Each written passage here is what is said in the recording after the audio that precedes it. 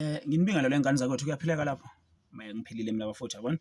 Kulenye ivesi la ngifuna sithi kulishare ingane zakwethu, yabona.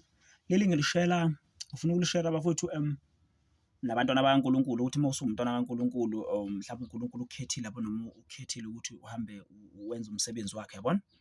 Yabona, khona into engithi ngifuna ukuthi ngiyicacise la encanyana nesinongayinaki singabantu, yabona. Khona iphutha mhlawumbe esinokulenza singabazalwane ukuthi thola uNkulunkulu okuthumile, bese kuba khona yabo lowo moya lo mhlawumbe okuzenza ngcono, yabona. Kodwa ithi ngilifunde ngoba ngifuna ukuyifunda izwi lenkosi la kuLuke, noma ngokukaLuka chapter 17 verse 7 kuya ku-10, yabona. Uyifunde yonke, kodwa mina ngizofunda ingxenye encane, yabona. Yabona, ngizofunda ingxenye encane, ngizofunda uverse 9 no-10, or ngizofunda nje u-10 kuphela, yabona, kodwa iqala ku-7 ize yophelela ku-10, yabona. Luke chapter 17 verse 7 kuya ku-10, kodwa mina ngizofunda u-10 kuphela, yabona. Yabona. So okay, izwi lenkosi lalithi kunjalo nani nxa nikwenzile konke enikuyaliweyo, anothi asizinceku zalutho, sikwenzile nje ebesifanele ukukwenza. Ngiliphinde futhi, la ngikhuluma nawe umntwana kaNkulunkulu okholwa uJesu Kristu, uthi lesi mhlawumbe uNkulunkulu uyakuthuma ukuthi umenzele umsebenzi, yabona. Nansi indaba yakho layelele khona kahle kahle wena, indaba yakho as inceku ethunywe uNkulunkulu, yabona. Ngoba hayi ukuthi uyithume wena nje ubutshela abantu ngoJesu Kristu, kodwa uthunywe uNkulunkulu, yabona. Njengoba kuwumsebenzi wethu ukuthi sitshele abantu ngoJesu Kristu, ukuthi uNkulunkulu mayekuthumile ngana kwethu, nansi into okumele uyiqaphele, nanto okumele uyiqaphele. uJesu wayetshela abafundi bakhe, uJesu eqeda kubathuma beyoshumayela ngoJesu, beyoshumayela ngaye, bekhiphe namadumini, bephulukise izifo, abagulayo, benze konke lokhu. uJesu Kristu wenza umzekelo la, uthi wenza umzekelo wawuqeda, wayesethi ekugcineni, wayesethi kunjalo nani nxa nikwenzile konke enikuyaliweyo, anothi asizinceku zalutho, sikwenzile nje ebesifanele ukukwenza.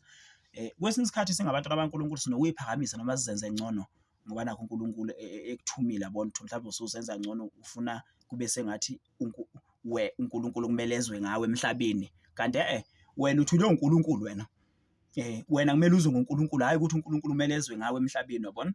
I think kuyiphutha lakho esinokulenza ukuthi, so uJesu washo wathi, hayi, mangikuthumile ukuthi uhambe uyoshumayela uyotshela abantu ngoJesu Kristu, ubaphilisa, wenze konke, ungabe usufuna ukuyiphakamisa bese ngathi mina uNkulunkulu ezulwini kumele ngizwe ngawe emhlabeni. No, wena uzwa ngami, I take out the instructions, yabona. I take out the orders, no, yabona. I'm the one who's calling shots, God, yabona. So izwi lenkosi lalithe kunjalo nani nxa nikwenzile konke enikuyaliweyo. Uthi uJesu ke mase sikwenzile konke, mawusukwenzile nawe lapha ekhaya okuyaliweyo, ubothi asizinceku zalutho, sikwenzile nje ebesifanele. Ubosho nje ukuthi hayi uNkulunkulu mawusuqedile ukuwetha mhlawumbe uyoshumayela endaweni ethile, ufike uthandaze, mawuthi ufike uthandaze uthi Nkosi uJesu, ngihambile ngawushumayeza abantu ngegama lakho, ngibongile ukuthi ngikwenzile lokho ngempumelelo, ngiyasithoba ngaphansi kobuso bakho, phinde ungithethelele mawukhona engikwenzile lokho wrong, buso uthi amen.